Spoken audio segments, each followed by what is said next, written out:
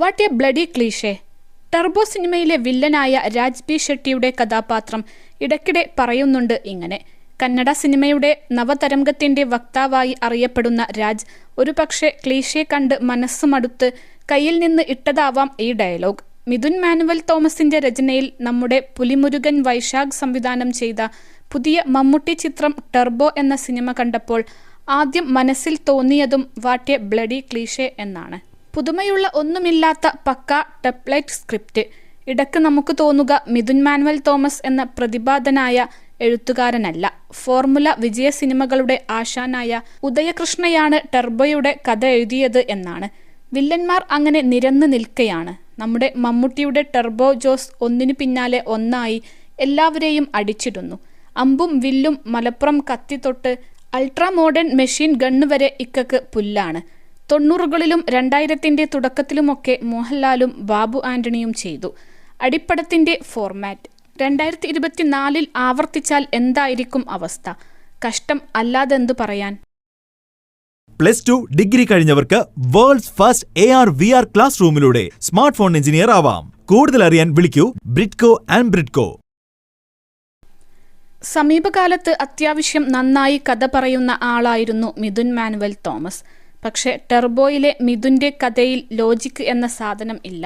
മമ്മൂട്ടിയെ വെച്ച് ഒരു പുലിമുരുകൻ ഉണ്ടാക്കാനാണ് സംവിധായകൻ വൈശാഖിന്റെ ശ്രമം. പക്ഷെ മുരുകനും പുലിയുമായുള്ള ഫൈറ്റിൽ പോലും ഒരു നീതീകരണം ഉണ്ടായിരുന്നു. പക്ഷെ ഇവിടെ അതില്ല. ഒന്നാം പകുതിയിൽ കൊള്ളാവുന്ന ഒരു പ്ലോട്ടിലേക്ക് ചിത്രത്തെ മിഥുൻ കൊണ്ടുപോകുന്നുണ്ട്.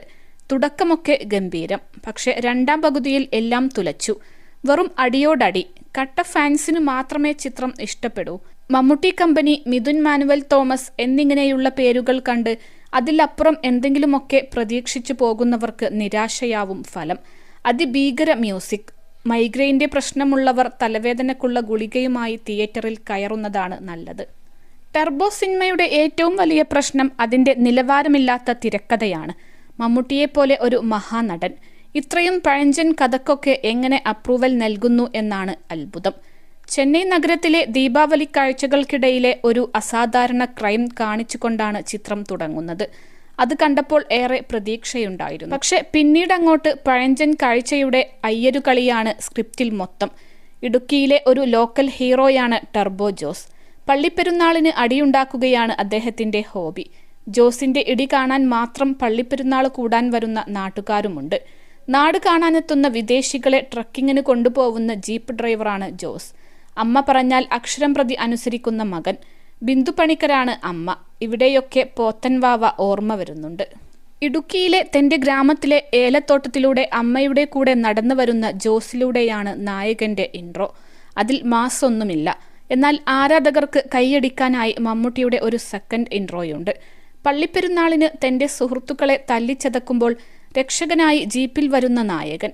എൻ്റെ വൈശാഖെ, മിഥുൻ മാനുവൽ തോമസെ, ഇതൊക്കെ എത്ര തവണ കണ്ടതാണ്. ഒന്ന് മാറ്റിപ്പിടിക്കെൻ്റെ പൊന്നെ. പിന്നെ അങ്ങോട്ട് ജോസേട്ടൻ്റെ പൂണ്ട് വിളയാട്ടമാണ്. ഇടക്ക് കഥ ചെന്നൈയിലേക്ക് മാറുന്നു. അവിടെ ബാങ്ക് അക്കൗണ്ട് ഹാക്കിങ്ങുമായി ബന്ധപ്പെട്ട ഒരു മികച്ച പ്ലോട്ടിലേക്ക് ചിത്രത്തെ എത്തിക്കാൻ തിരക്കഥാകൃത്തിന് ആവുന്നുണ്ട്. പക്ഷെ രണ്ടാം പകുതിയായതോടെ എല്ലാം തകർന്നു. വെറുമൊരു അടിപ്പടം. മുണ്ട് മടക്കി കുത്തുക പോലും ചെയ്യാതെ ഇക്കയങ്ങോട്ട് അടിച്ചു പറത്തുകയാണ്.